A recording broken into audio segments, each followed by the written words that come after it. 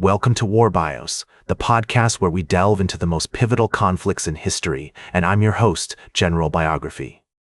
Today, we're going to explore one of the most brutal and decisive battles of the American Civil War, the Battle of Spotsylvania Courthouse, fought from May 8 to 21, 1864. This clash of arms was a crucible of warfare that would test the mettle of two of America's greatest generals, Ulysses S. Grant and Robert E. Lee, as they vied for control of the strategic crossroads in Spotsylvania County, Virginia. The spring of 1864 found the Union Army of the Potomac, now under the command of General Grant, poised to launch a massive campaign against the Confederate Army of Northern Virginia. Grant's strategy was to attack Lee's army simultaneously on multiple fronts, with the ultimate goal of capturing Richmond, the Confederate capital, and forcing Lee to surrender.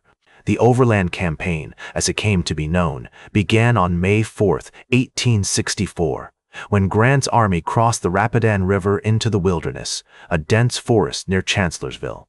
The Confederates, well entrenched in their defensive positions, were ready to meet the Union onslaught.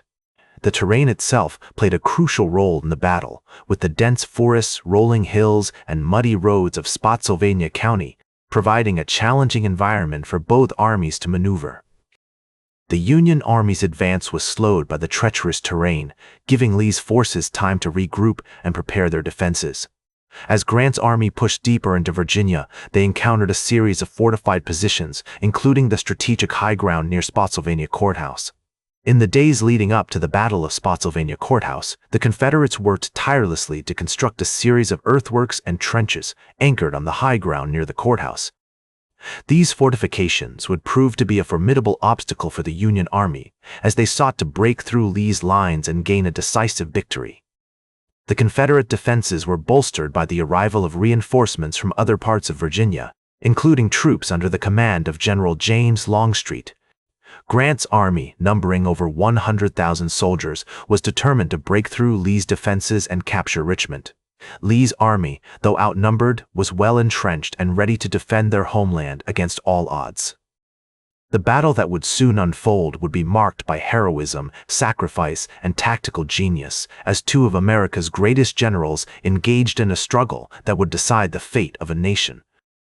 As the Union Army advanced on Spotsylvania Courthouse, they encountered a series of fortified positions, including the strategic high ground near the courthouse.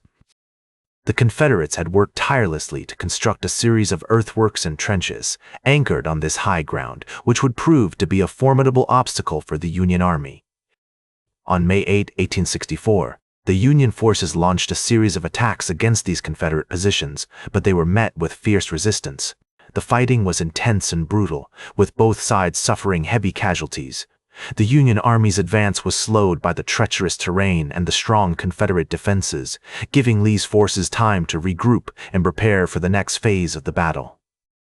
As the days passed, the Union Army continued to probe the Confederate lines, searching for a weakness that they could exploit.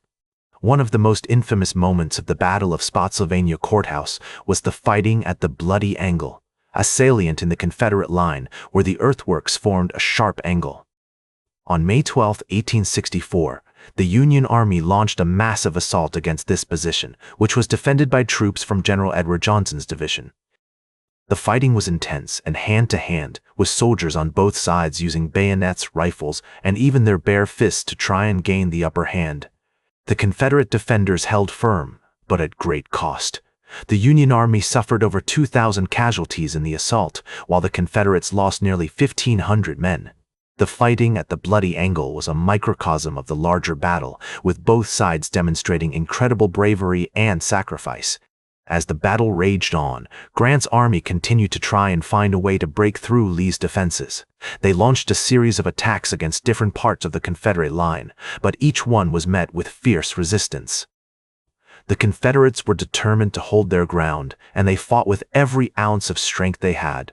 Despite being outnumbered, the Confederates were able to hold off the Union Army due to their strong defensive positions and their tactical genius. Lee's army was well entrenched, and they used their knowledge of the terrain to great effect.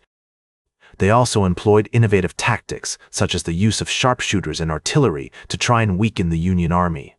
As the battle drew to a close, it became clear that the Confederates had emerged victorious.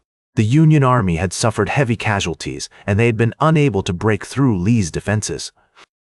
Grant's army had gained some ground, but at great cost, and they were forced to regroup and reassess their strategy. In the end, the Battle of Spotsylvania Courthouse was a decisive Confederate victory, one that would have far-reaching consequences for the war.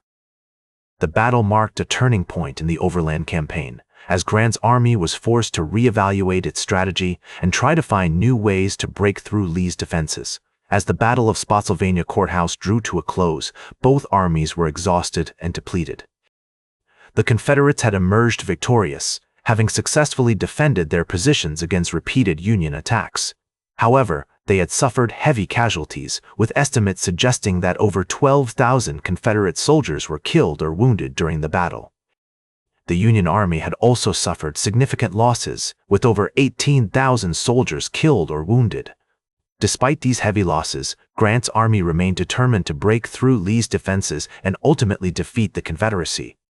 In the days and weeks following the Battle of Spotsylvania Courthouse, Grant's army continued to probe the Confederate lines, searching for a weakness that they could exploit.